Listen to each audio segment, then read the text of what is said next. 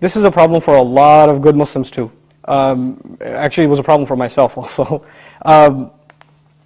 When you get tied up at work, then even if you take a break to pray, and you make wudu and you're standing there and you say Allahu Akbar and you start praying, your head is still at work.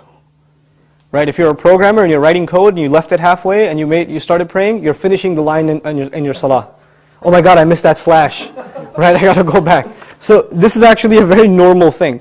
So, mixing work and remembering Allah together, especially salah, is a very, very challenging thing. Allah says, there's a distinction in the Quran between the believer, al-mu'min, al-mu'minun, right? And alladhina amanu. There are two phrases in Arabic that are used in the Quran for Muslims. Al-mu'minun, those who truly believe, the true believers. Alladhina amanu, those who have come to believe. And it sounds like they're the same thing, believers, those who come to believe, but they're actually very different statements. They're significantly different in how they're used in the Quran. Just to make a complex matter simple, alladhina amanu, which is the common phrase, is verbal. It's a verb. And al-mu'minun is a noun.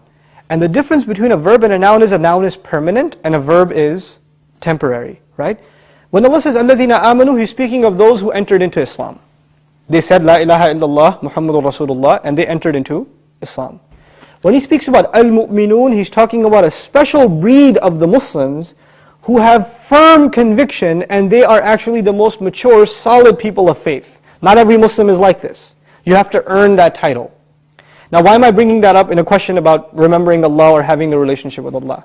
No matter what your business, what your job, what your career, whatever is, Allah installed an automated mechanism, a divine given mechanism, so no one, whether they live in a desert or they live in a jungle like New York City, or if they live out in the middle of the woods, doesn't matter where, they will remain connected with Allah through what?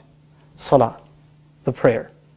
Now but you can't just pray and think you're connected to Allah. You have to have this special secret ingredient in your prayer that will keep you connected to Allah. If you don't have this ingredient, your prayer might become shallow and empty.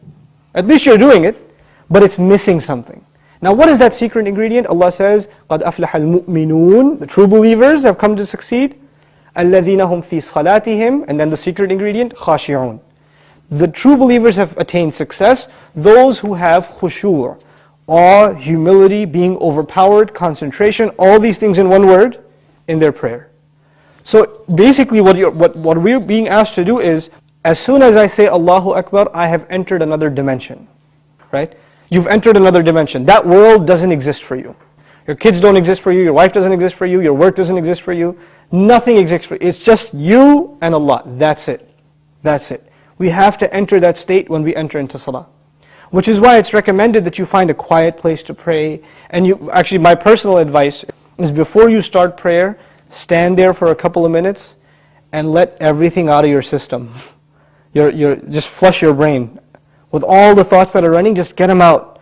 And then just engage yourself in prayer.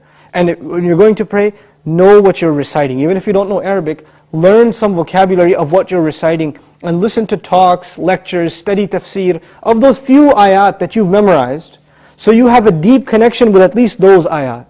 Because salah really is a conversation between you and Allah. If your prayer is okay, you're connected to Allah. Your prayer is weak, you're disconnected to Allah, even if you're in the masjid. Even if you're in the masjid. If your prayer is distant, and you're not concentrating in your salah, and you're not overwhelmed in the salah, then you're still not connected to Allah. So it's not your work that's the problem.